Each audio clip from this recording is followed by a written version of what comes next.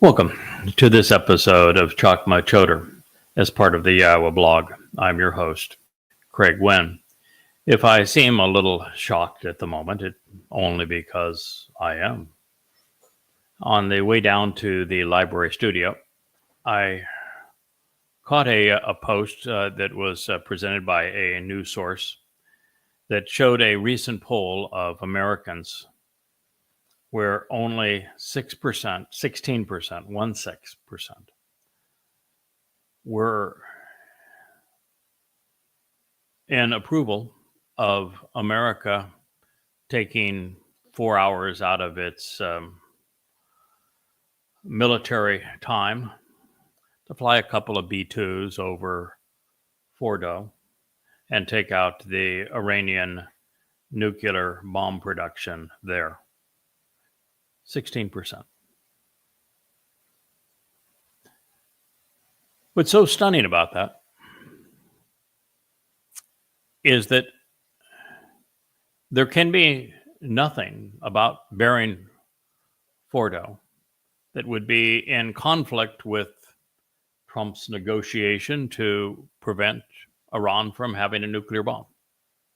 The only purpose of Fordo, the reason it's buried 300 feet beneath a mountain, is because they wanted to protect their bomb-making capability and to hide it from everyone.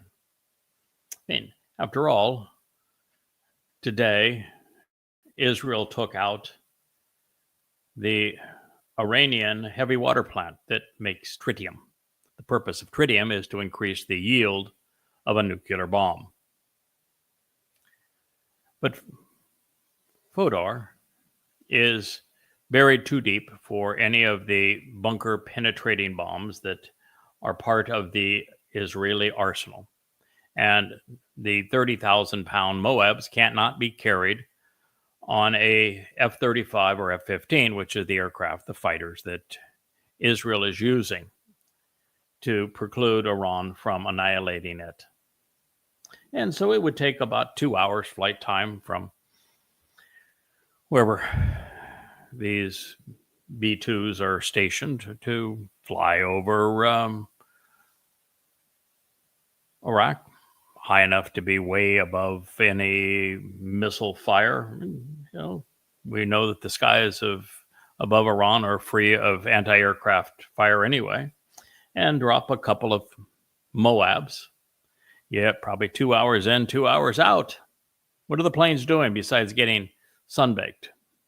On Diego Garcia, they out there with getting a suntan, but they can't be used, of course, to protect Israel. Well, according to 84% of you. Now, I know that Marxists have served as pimps now for Muslims. We know that Muslims want Israel destroyed. And we know Marxists want what Muslims want. They're the new BFFs. But the MAGAs have also turned on Israel. Their anti-Semitism now is showing and raging. 16%. And there can be no question that it's an easy mission. No question that America is the only country with the tools to do it. No question that it would take America about 4 hours round trip to accomplish it. No question that eliminating Fordo would be consistent with what everything the world has said, that Iran can't have a bomb. 16%. I'd be ashamed, except I'm not an American anymore. I'm an expat, and never been prouder of the fact that I am an expat. I can assure you I will do everything in my power not have to go stateside again. Rest in peace, America. You don't deserve to survive. Now, there is something that might change all of that, however. Now that the Trumpster and Witkoff are having their chit-chats again. In fact, they've chatted more in the last couple of days than they have in the 8 weeks of the charade of negotiations in terms of the foreign minister of Iran and the bribed golfing buddy of Donald Trump, Steve Witkoff. Yeah, they've actually spent more time on the phone in the last 2 days than they had spent having direct conversations in the previous 8 weeks of the negotiations. And Iran is saying, "Oh yeah, man, we might consider, some kind of a deal, maybe, but you have to stop the Iranians the Israelis from bombing us. Stop them. Tell them they can't do that anymore. We don't like it. And then maybe, we'll talk. We'll see if we can negotiate something. We already told you we're not getting rid of our uranium. We've already told you we're not going to stop enriching, but we can still talk, can't we?" Well, the Iranians double down today to say that maybe what they need to do and will do is to close the Strait of Hormuz. Well, that would preclude the United Arab Emirates, Trump's BFF. Qatar is BFFFF. Saudi Arabia is also his bribing buddy. The Kuwaitis, too, from being able to load their wallets with dollars from shipping oil through the Strait of Hormuz. Man, I can imagine to keep the money flowing to Trump's financial partners. Oh, man, you got to bring out the B-2s for that. Maybe even the B-1s. Heck, why not the B-52s? They probably were used in the parade, but if they're not all tired with their wings, drooping down, why not the B-17s? Bring them out too. Call in the Marines. Hell, why not? Can't be shutting down the Strait of Hormuz, can we? I've just discussed it. It's appalling how overtly anti-Semitic the world has become. I call it the 3 M's now. It is the Marxists, the Muslims, and the MAGAs. All disgusting, all repulsive, all in opposition to God's people. But this is what we're told to expect. We're a year away from the time of Israel's troubles, and we were told prophetically that it was going to be worse for Jews than at any time in their history. And oh, by the way, it's been really bad for Jews almost all the way through their history. And oh, by the way, they have exacerbated their own problem. Now, if we return to Chakmah Choter and where we were in our last program, we were reviewing Numbers, Bamidbar 11. It is the most surprising narrative maybe in the Torah.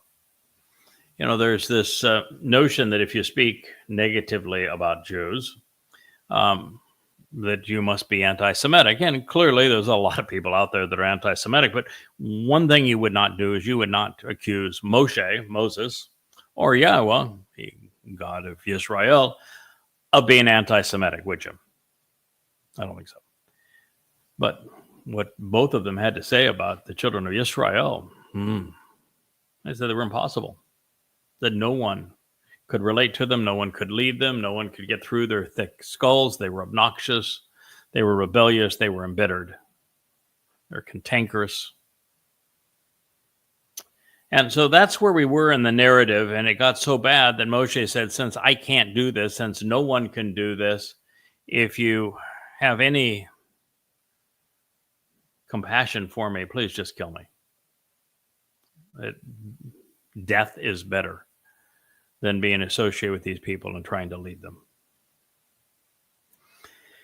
And so Yahweh had already shown that he was in agreement with Moshe, because even before Moshe's meltdown, Yahweh was out burning everything around the encampment. Just he was so frustrated and angry with the children of Israel, so disappointed in him. His righteous indignation scorched everything around them. Scorched earth. So Yahweh didn't tell Moshe, oh, come on, they're not that bad. Because they were. Yahweh didn't say, come on, pep talk, we can do this together. We're in this together. We've come this far. Well, they hadn't come very far at all. They were only 3 days out of Jorah. And they had already told God to go away, shut up, never to talk to them again. So, well, they really weren't in this together anymore. And so Yahweh's approach was, okay, I'm going to come up with something here that at least get your mind off of it. It's not going to do any good, but from this point, I think you can suck it up and we'll get them to the promised land, and then they're on their own. So he said, I want you to gather 70 elders around the tent. And then God, who was not speaking directly to them, told Moshe to tell them, and to the people say, become set apart and special, dedicated, uniquely separated from what is currently popular, particularly in the future. And then when that happens, you will be nourished by the Bashar, the human herald at that time. This is Israel's problem. It was their problem then. It is their problem now. They aren't set apart. Israelis are more political and more religious per capita than probably any other people. And since religion and politics are the single most, the two most common influences amongst humans, you are exceedingly common if you're religious or political.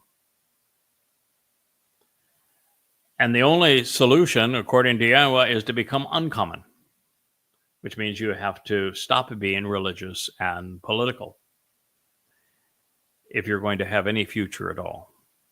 And even in my case, as the human herald at this time, I'm only going to communicate to and resonate with those who are uncommon, those who are set apart, those who disavow religion and politics. It is the only solution. Now, by contrast, you have wept and wailed, moaning and crying in the ear of Yahweh.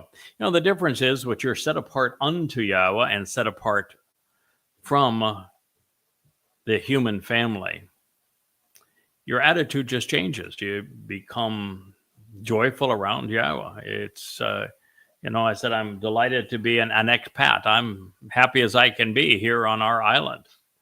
And I'm so very glad that I'm not in that commonality of religious and political America, because that's all the children of Israel had done up to this point, and it is all that the world's going to do from here on in. Weep and wail, moan and cry. Although the difference is the children of Israel were doing it in the ear of Yahweh, and Yahweh's not listening anymore. So by contrast, you have wept and wailed, moaning and crying in the ear of Yahweh to ask, who is this nurturing Bashar herald for us? Because it was better in Mitzrayim, the confining and troublesome subjugation. When you are religious, you are bound by the edicts of that religion, and most are stifling. There's probably none more rules-oriented than Judaism. And Christianity, and particularly Roman Catholic, has so many rules too. The Roman Catholic Church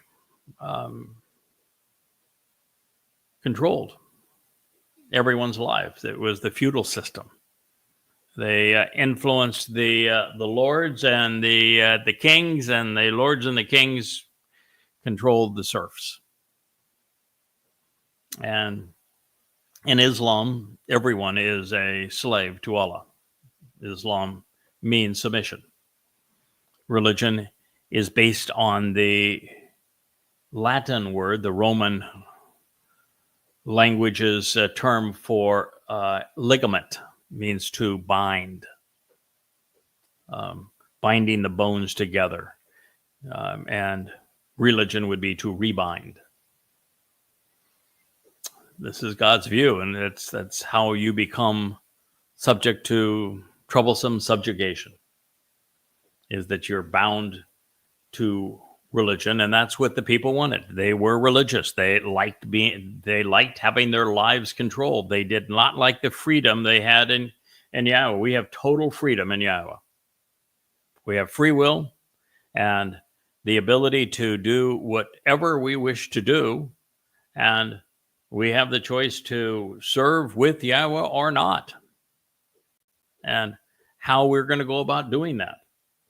And children of Israel said, nope, we want to be under political and religious subjugation. That was better for us. And that's what they've done to themselves, and it is what exists to this day. Of course, with no religion having more rules than Judaism. And very few countries, by the way, are more bureaucratic with more rules than Israel. So therefore, Yahweh will, at the appropriate time, provide for you and on your behalf the human herald, the Bashar. And then at that time, you will be nourished. He's done what he said he would do. The human herald is Dod's herald. He's Yahweh's voice. He is the observant foreigner. He is the branch that gives new life to the fallen stump of Yisrael. He is the Zeroah, the one cultivating the harvest. He is Yada. And he is here. He's speaking to you now. This is Yahweh's solution. What God is essentially saying is that Moshe gave up on you. I have given up on you. You told me to go away and never talk to you again. Well, that's all fine. I have really no interest in talking to you. You're miserable, and you haven't changed. You're still religious. You're still erasing my name. You're still bearing my Torah under your Talmud and even calling your Talmud a Torah. You know, you're disgusting. I want no part of you anyway. So, you know, we have kind of a mutual standoff here. But unfortunately for Yahweh, fortunately for the children of Israel, God made a promise that he would have 7 Moed Mikra. He's only fulfilled 3 of them. Yahweh made a promise to Abraham that he would restore his relationship with his descendants. He hasn't done that yet. He's told us through the prophets that he will renew his covenant. Has not yet occurred, but it will. And so Yahweh has provided now at the appropriate time on behalf of the children of Israel a human herald, so that those who are open to God's testimony can be nourished by him.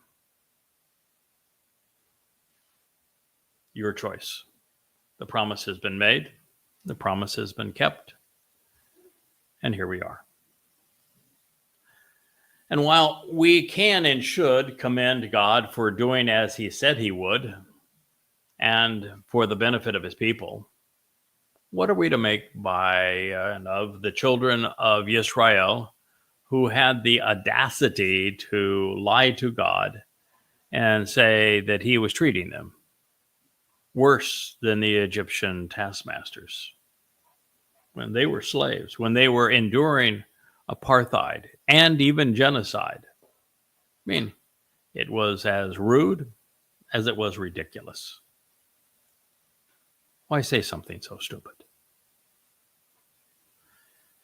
But there is a benefit even in belligerence, because now when attacked by rabbis and their ilk for trying to liberate Jews from themselves and their contrarian attitudes, my retort is that they are responding similarly to the way that they attacked God and Moshe.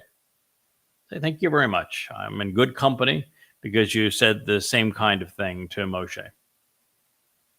So I'm delighted to be their associate in this regard. Now, as we approach this next statement, the following numbers might all be poetic license. But if not, It is instructive to note that one God chose one man, and the two have initially collaborated for 5 plus 20 years, just 2001 through 2026, and 2 plus 10 plus 20, 32 years overall, 2001 to 2033, all while focused on the two Moedim that this one man would fulfill, with the most important role occurring on day one of the 2 plus 7, 2 plus 5 equals 7th, month as part of the 2 plus 5, 7 total. And on Teruah, we are explicitly told that, and this by Yeshaya in the 17th chapter, that there will be 2 or 3 gleaned on the uppermost branch of Yehudim, and 4 or 5 from the Yisrael branch, which has been cut away. So unlike the morsel of meat that has no lasting value or benefit, the Bashar Human Herald will provide the ad restoring witness to the eternal testimony. He will do so during the Chodesh or Kodesh Yomem, the days of renewal and restoration on the first day of the month, also known as Teruah, the day of the herald. And as a result, he will bestow the Asher benefits of the relationship while Yatzah leading the final exodus. This one away from the animosity and rancor of Jews towards Yahweh. But as has been the case, most of the Israelites will see their godsend, the Nakri, this observant and responsive foreigner, as a zerah, as a nauseating foreigner and loathsome stranger. But now I'm getting a little ahead of God's story. Let's listen. Not for one day will you be continuously and abundantly fed and nourished, and not for 2 days, nor for 5 days, not for 10 days or for 20 days, but forever, by the restoring witness to the eternal testimony during the days of renewal and restoration on the first day of the month, until the restoring witness to the benefits of the relationship comes forth, and he leads this exodus before your very presence because of your resentment and animosity. Although he will be, for a time, perceived as a nauseating foreigner and a loathsome stranger by you. This is on account of your failures to pay attention, and because surely you have rejected and spurned, avoided any association with, and despised, even loathed as vile, while showing contempt for Yahweh, who, for the benefit of the relationship, has drawn near and is in your midst, while you have wept and wailed, moaning and groaning before his presence, to say, for what and why then did we come out participating in this exodus from Mitzrayim, from confinement within the crucibles of oppression? Bamidbar, Numbers 11:20.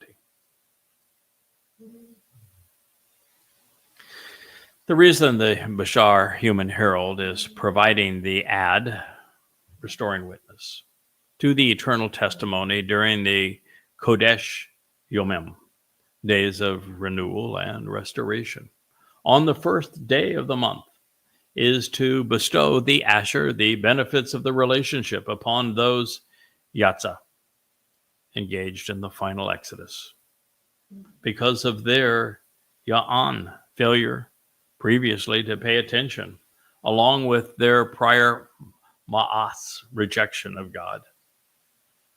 He will be leading them away from their animosity and rancor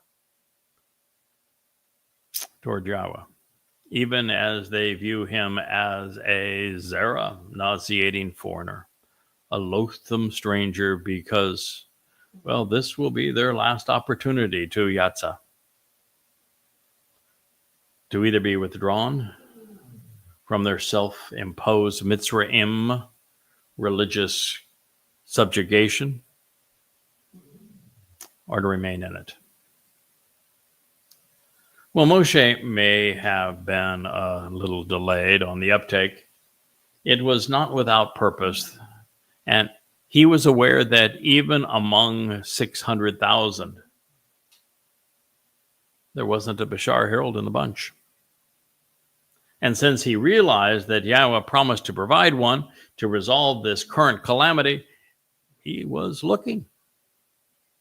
So then Moshe said, I am in the midst of these 600,000 people on foot, whom to show the way to walk, such that you yourself have said, a human herald I will provide for them, so that they could be nourished. The days of renewal and restoration on the first day of the month. Where's the flock? With the lamb, as well as the herd with the bull. Ha son wa bakar, to die, slaughtered and sacrificed, beaten and killed for them, such that he is discovered and available for them. Or is it as if all that grows, even as fish of the waters, are to be gathered in and harvested for them, so that he is found and experienced by them? These are riveting words when we consider their import. It isn't an accident that Sion and Bakar, addressing a lamb and a bull, were both singular and masculine in this prior statement. The lamb that would be provided is Dod, and the bull is Yada, the king who fulfilled Pesach and his herald who will fulfill Teruah. Further, their willingness to sacrifice their lives and die, beaten by the beast, one by Rome, the other by Hasatan, is advanced through Shakat, which not only conveys all of these things, but is also very sparingly used. Rather than conveying the idea of being slaughtered, as would be the case if a bashar was to be interpreted as meat rather than herald, Shakat speaks of being killed by being beaten to death. And that was and will be the fate of the lamb and the bull on the Moedim of Pesach and Teruah.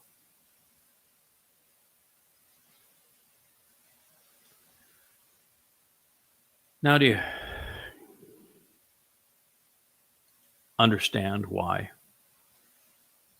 when Yahweh asked me to engage in this process, and we embarked on a completely unique form of translation, never been done before, an amplified translation that have the words and that convey the most essential part of the message in bold, followed by an italicized form of the Hebrew word that is general enough it can be looked up in search engines, with an amplified translation within the parenthetical. which is something that no one had ever done before, unique to our enterprise throughout Yada Yawa. It was unique, too, that every word would be scrubbed of the diacritical markings of the rabbis, the Masoretes in the 11th century, and returned to the core letters themselves so that we could look at every word that is appropriate and every possible meaning. It's the only translation that takes into account the Dead Sea Scrolls, and every place they are different than the Masoretic text. But there's something else about what I'm sharing with you that heretofore had never accompanied a translation, and that is these insights that are derived from it. For me to go through each word like this and say, the lamb and the bull were singular, and the word for them being killed was to be beaten to death. And then to make the connections between Dod as the Passover lamb and Yada as the Adamah Parah of Teruah.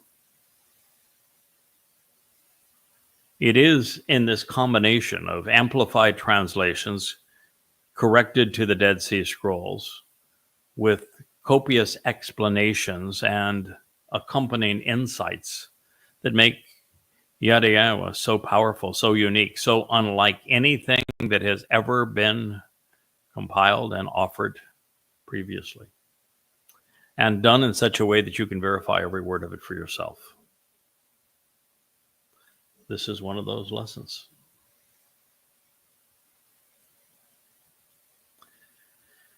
Yahweh inspired Moshe to ask when the lamb and bull will matzah be revealed and discovered, obtained, offered, and experienced.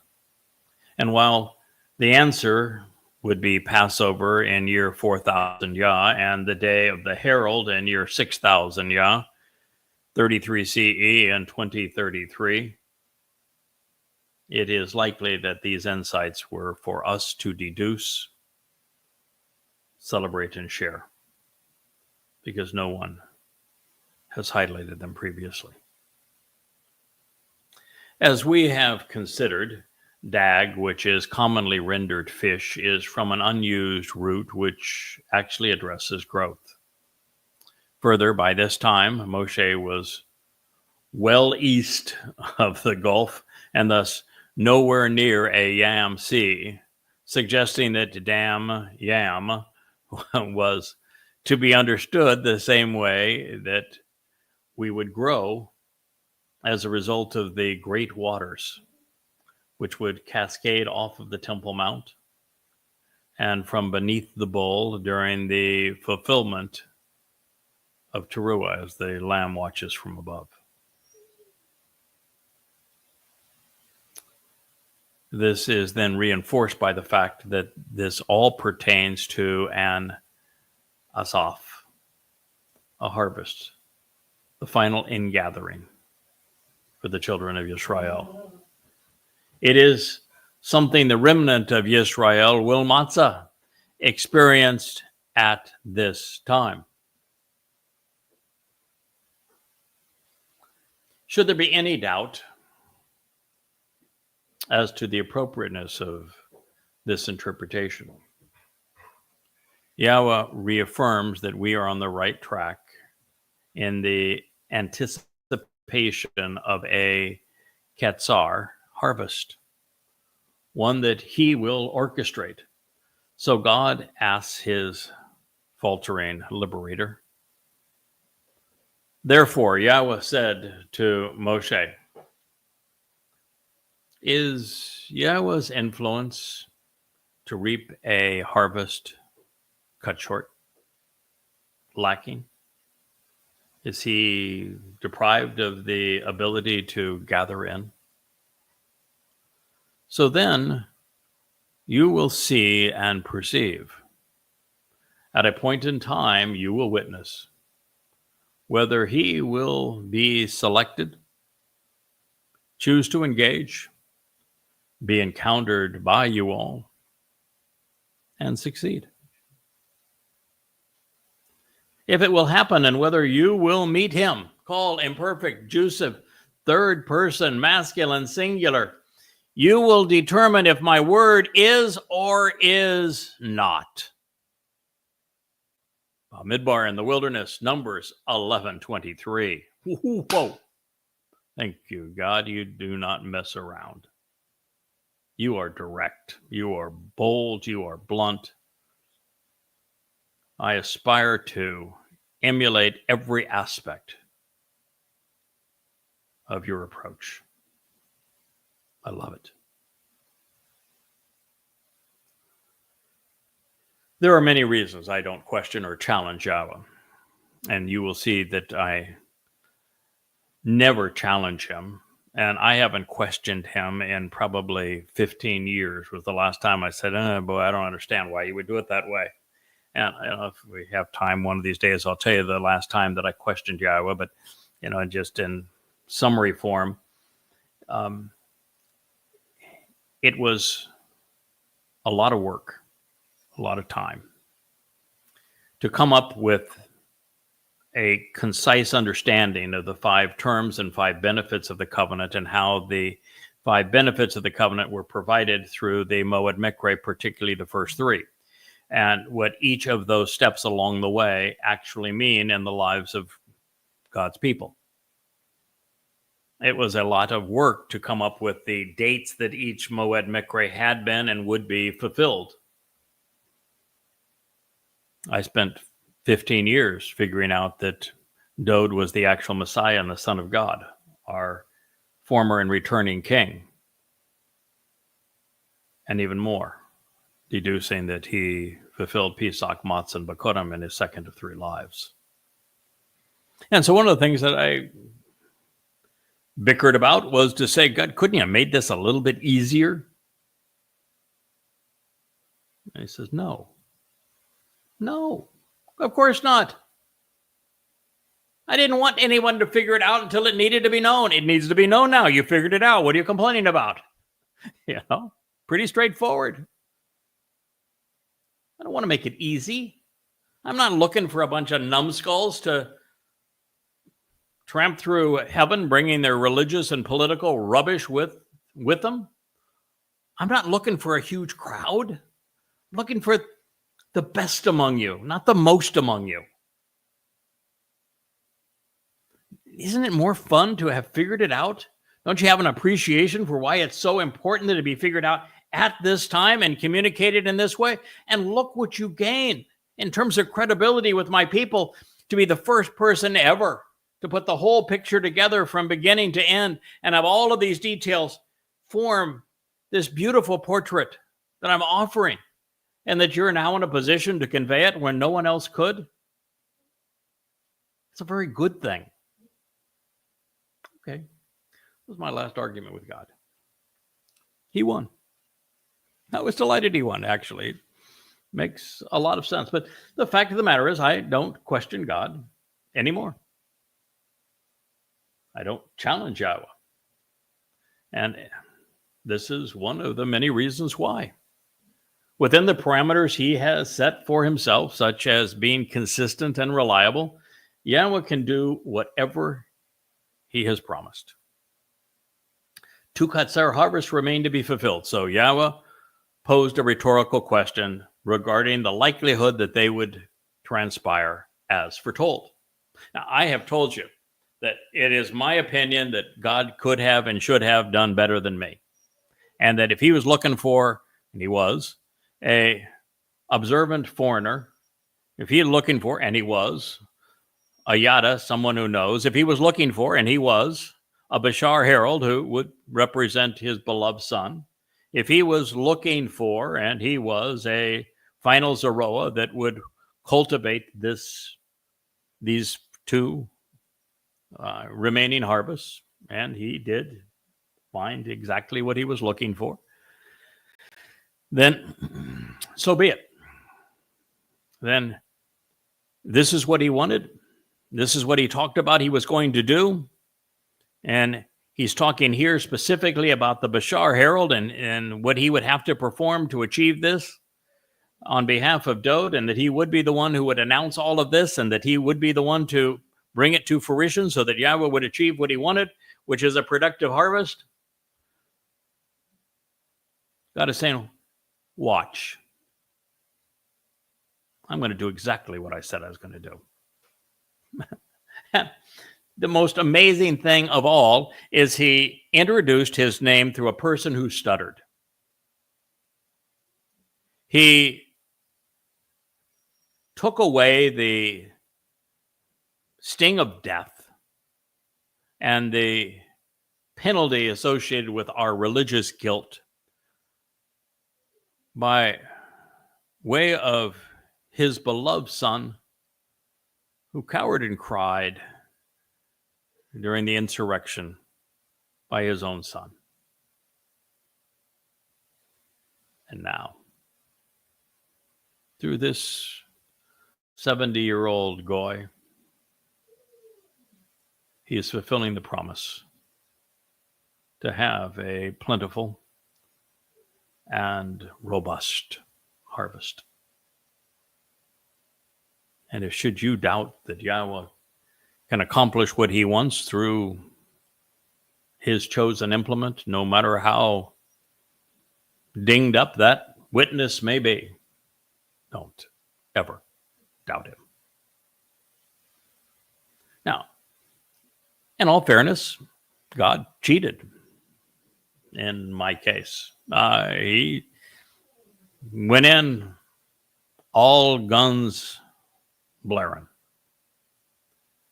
just so that there would be no chance that we wouldn't succeed together. Our collaboration has been enabled by the seven spirits. That's why this program is called Chakmah Choter. If you look up what is said about the Choter, both Dode, David, and Yeshaya, Isaiah, devoted entire chapters to presenting the nature of this individual when he would arrive and what his attitude and attributes would be so that he could accomplish this mission. And specifically, we're told that he has the seven spirits of Yahweh. Yeah, I was saying, yeah, you want to hang around there, big boy. You just see if Yahweh has the ability that he can influence the reaping of a harvest, or if it's cut short, if he lacks that capacity. So then you will perceive, you're going to see, you will witness whether this individual can in fact be selected. Yeah, he found me. Might not have been much to work with, but we managed. I may not have been in a position where I was had to be wooed because I just immediately recognized who it was that was asking me to do this, and I chose to engage. Yeah, I did. I didn't fight Yahweh at all on it. Good decision. So I was selected. I did, in fact, choose to engage. And now I am here looking you in the eye, speaking directly to you. And we are succeeding. Just as Yahweh said. It has happened. It is happening. Just as God had promised. Yahweh is true to his word. Always. So, mock me if you want. Slander me if you want. Say, yeah, sure. You're making all sorts of claims. Well, I'm not making the claims. Yahweh's making the claims. You don't like the claims? Take it up with Yahweh. See how that works out for you. I'm not making any claim. I'm acknowledging that Yahweh made these claims. You should too.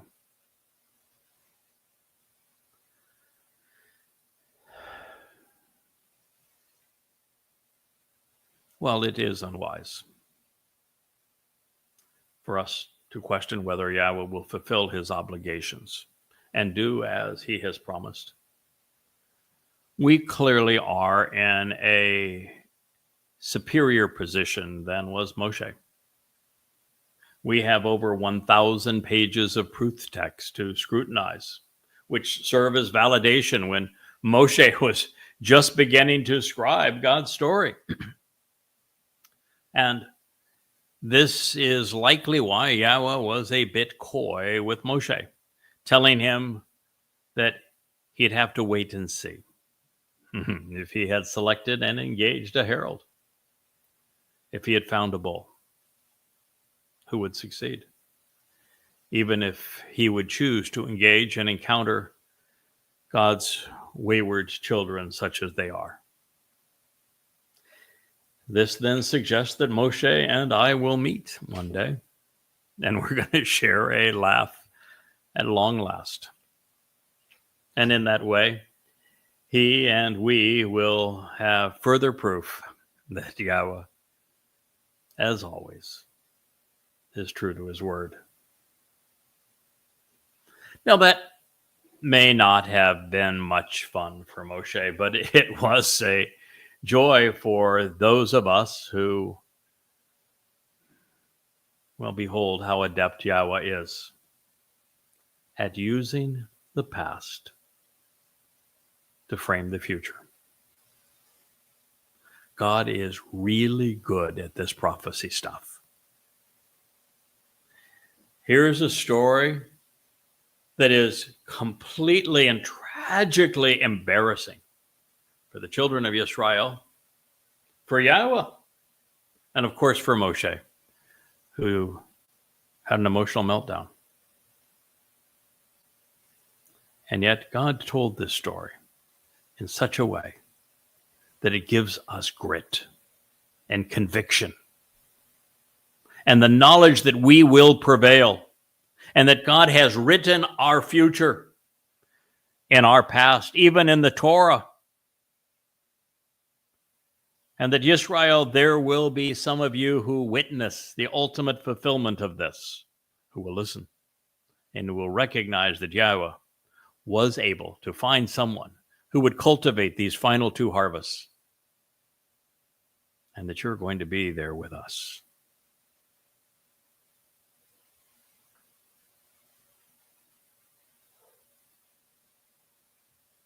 It really doesn't get a whole lot better than that. This is the joy of closely examining and carefully considering every word that Yahweh scribed for us. Well, Moshe walked out of his tent to speak, likely parroting what Yahweh had told him. But remember that he was so distraught that just moments ago he had asked Yahweh to kill him. So this would not have been his best effort. And while that perspective is interesting, what's particularly telling is that Yahweh was not actually present during Moshe's meltdown. God listened and spoke, but he did both from a distance. He is just now descending.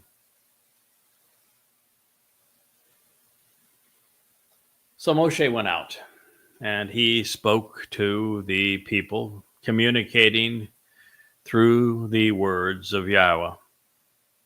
And he gathered 70 individuals of the elders of the people so that he was present and standing with them around the tent.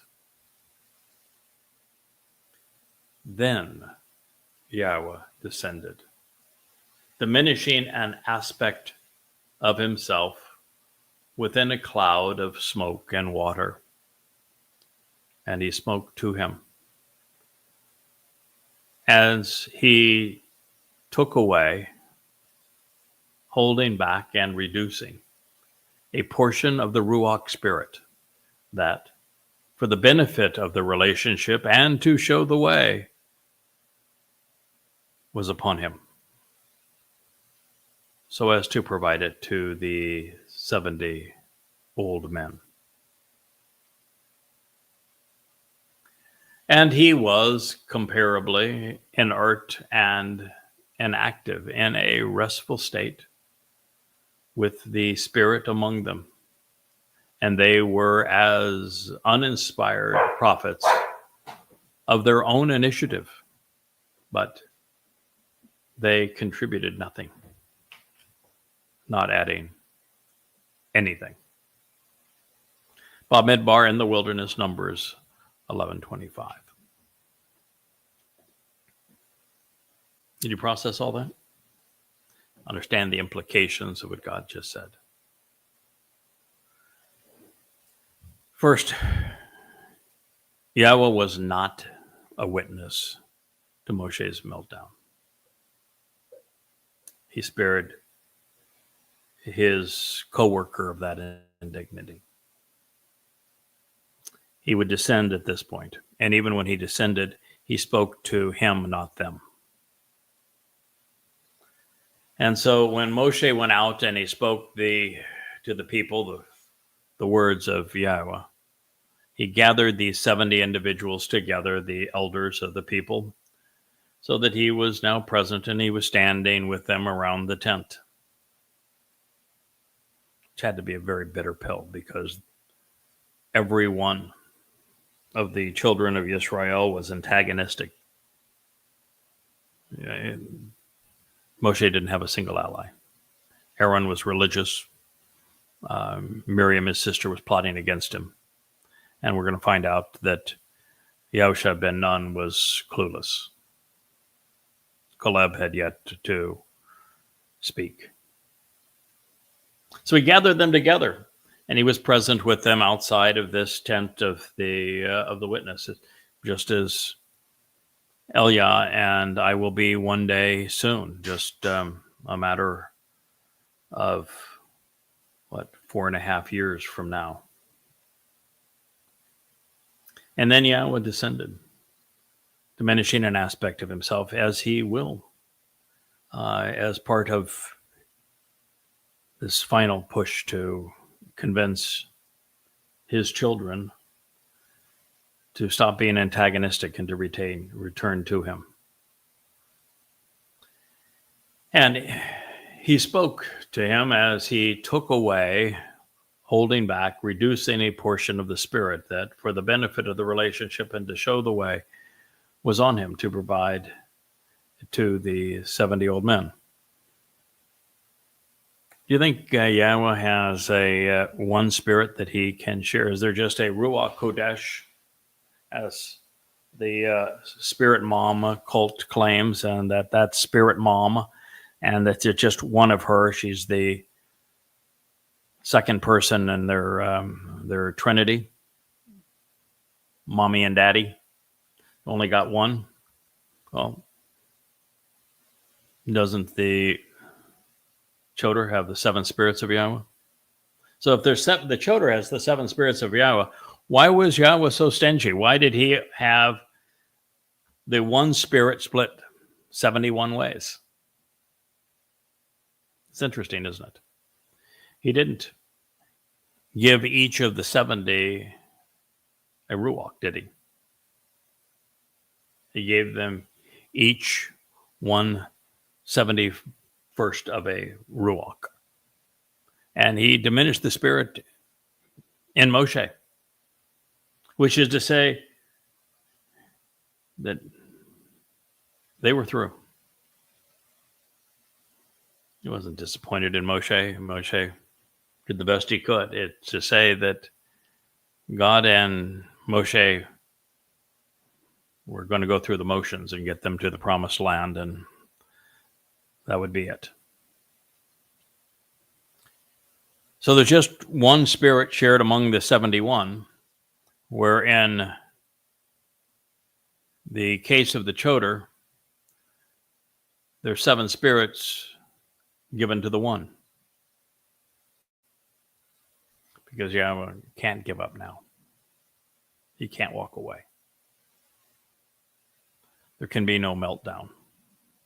There can be no giving up. The harvest is approaching.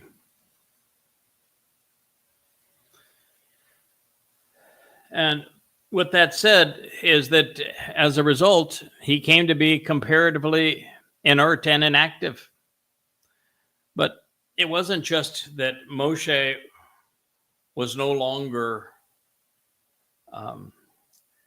traumatized by these children of Israel. He was calmed by Yahweh, put in a more restful state, but essentially decommissioned. And because of the Hitpael stem, the 70 were not influenced by the 171st of the Spirit that they were given. They were not. They didn't benefit from this outside influence of the Spirit at all. And then we hear Wahlo Yashaf that they contributed nothing. They added nothing. Why? Because Yahweh speaks through one person at a time. And even though that message would be muted, he would only speak through one person at a time. The others, 70, would do nothing. Now, with only two notable exceptions, a fellow named Eldad and another one named Medad, or if I may be so bold, Eldod and Medad. Yahweh's presence was subtractive, not augmentative on this occasion, which is not surprising under the circumstances. He would diminish the presence of his Spirit within Moshe, reducing it 70-fold.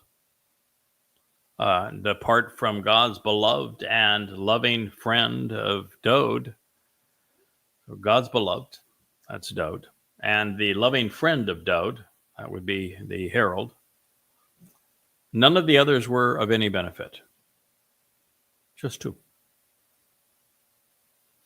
Moshe became somewhat listless and inactive, taking a breather. But all the while, the others contributed nothing. Now, this is to suggest that Yahweh had turned the page and he was moving on, recognizing that there was nothing more to be achieved through the Israelites of the Exodus. He would go through the process and he would deliver them to the promised land as promised, but that would be it, at least up until God's beloved and Dod's devoted friend, Eldod and Medad, because they would be filled with the Ruach, and they would perform on behalf of the final remnant of these people. I want to share with you next one of the most remarkable statements that you're ever going to hear in the Torah, particularly if your ears are open, your mind is receptive. I know when I first translated this, I was stunned. I was just, took my breath away.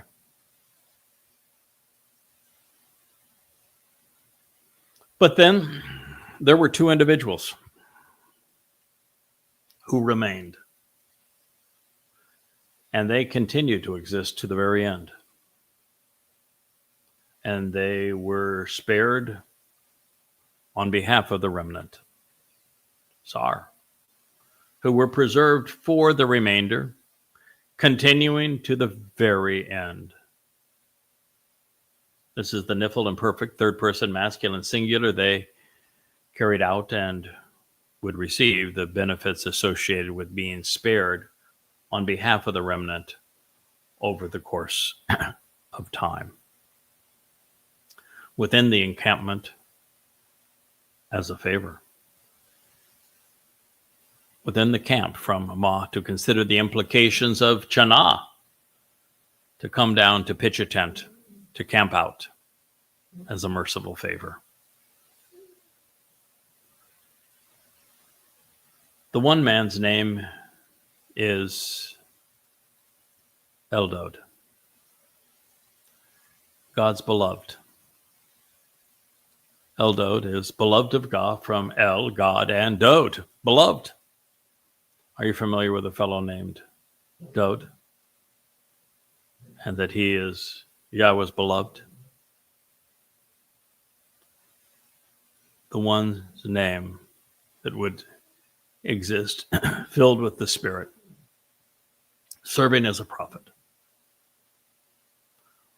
on the benefit of God's people, was God's Dod, Eldod. And the second's name is Medod, cast as Dod's devoted friend. To ponder the implications of the beloved's adoring hand serving as my hand brought forth for friendship, from Ma to question and Yadad, cast in this role as a loving friend, and Ani, my hand, and Dod, beloved.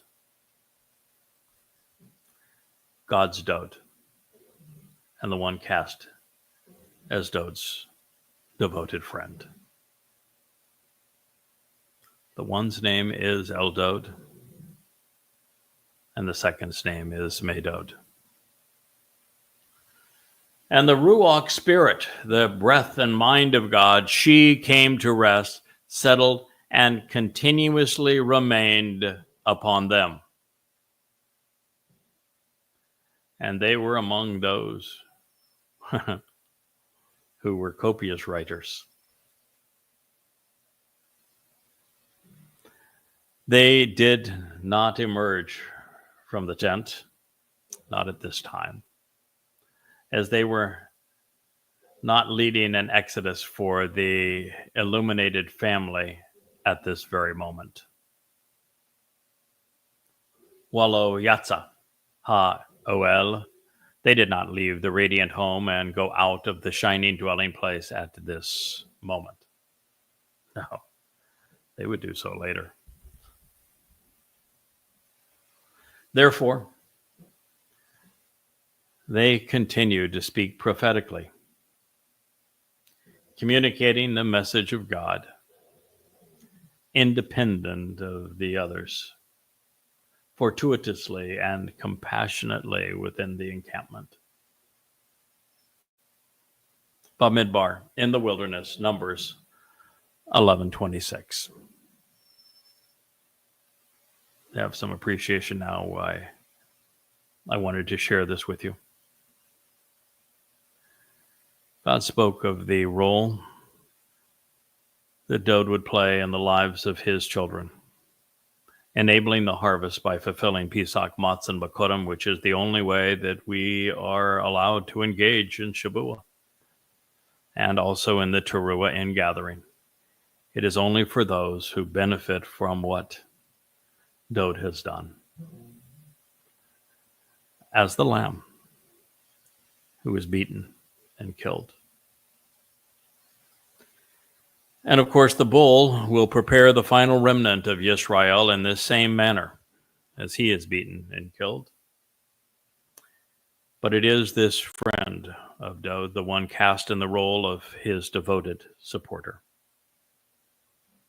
that will reintroduce the king to his people, that will make them aware of what Dod has done, and particularly in the second of his three lives, as he was the one who was crucified in 33 CE as the Messiah and the Son of God, fulfilling Passover as the Lamb. He was the real Messiah. He is the real Son of God. He is the actual Savior. He is the authentic and returning King. None of which was known until the one cast in the role of supporting him, of supporting Dod, was chosen by God. and that God enabled the successful harvest through him. This is, in fact, the story of how Yahweh's Ruach enabled the lamb and the bull, Dod and Yada, Medod and Eldod.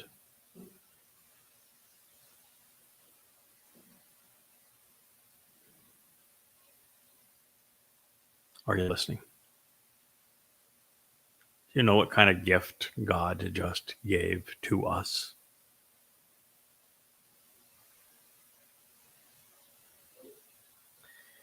When Moshe stumbled and the elders of Israel failed, Yahweh brought in reinforcements by the way of the great and final Zeroah, Eldod and Medod, Dod and Yahweh, Dod and Yada. They would not only be filled with the Spirit, the Ruach of Yahweh would remain on them. Remember we were told about Dod, that the Spirit of Yahweh came upon him and would never leave. And we are told that in the case of the Choter, his Bashar herald, that the 7 spirits of Yahweh, including the very Spirit of Yahweh, would come upon the Choter. Well, now we know that the Spirit of Yahweh will never leave him.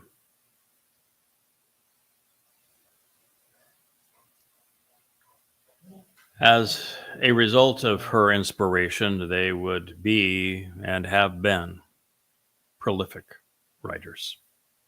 No one wrote more than Dod with his Mizmor and his Mashal. Well, that is until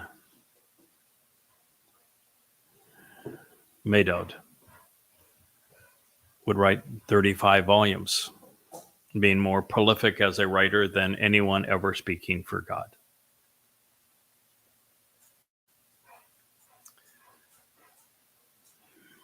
We would be given the opportunity to read what was written and expound upon all Eldod had to say, particularly as Medod would analyze it and share it with us. And so it would be with Moshe, Dod, and Yada, writing more than all of the others combined. From Moshe, the Torah, from Dod, the Mizmor, and the Mashal, and from Yada, the 35 books of Yada Yahweh. Even as you can hear and see probably that tail that was wagging in the background, even Asher, my beloved yellow lab, agrees. Prophecy fulfilled. It's one of the many, many, many reasons we know that when God said that he is going to accomplish all these things, there's no alternative. I'm not claiming to be this individual. God is claiming that I am this individual. There are no possibilities of anyone else. No one has done these things. Well, and that their contributions would be for another time. Eldod and Medod did not emerge from the tent, not then. But those they represented would 400 years thereafter. What I did not expect, however, is that while we know that Moshe and Dod were the most prolific and powerful of the prophets, it is insinuated here that Dod's helping hand also has some prophetic attributes, even if only limited to speaking for God at this time. But that's a humbling realization that comes with considerable responsibility. This is therefore Yahweh's great favor of compassion for those who want to camp out with him forevermore. Tellingly, it was the scattered sheep who recognized that God's beloved and the one devoted to Dode were speaking for Yahweh. And so they, the youngest members of the covenant family, immediately made the connection between what they were saying and the Torah, so that they moved in Moshe's direction. They would even confess that this was relevant and it was corresponded to everything that had just transpired, and that there was a straightforward connection to be made through these correlations. I will share this with you, and it'll be the conclusion of our program. It's an emotional thing for me to convey. It is so affirming, so uplifting, so empowering, so enabling for God to share words of this import with us. And the scattered sheep, represented by a young man, Waha Na'ar, the wayward flock comprised of adolescents, served as an attendant for the one to whom the flock actually belongs. And he ran, moving very quickly. He immediately and swiftly ran before Moshe. The counterpart who withdraws to conspicuously inform, making known by announcing in a straightforward fashion so as to confess the corresponding connection he was making with Moshe. Wa Nagad La Moshe.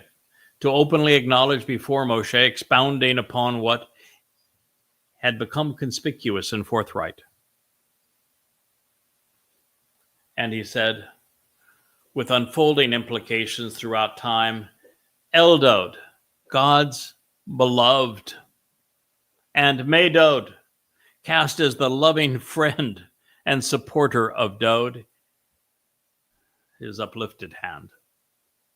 They are speaking prophetically, demonstrating and demonstrably conveying the very message of God, independently and apart from all others.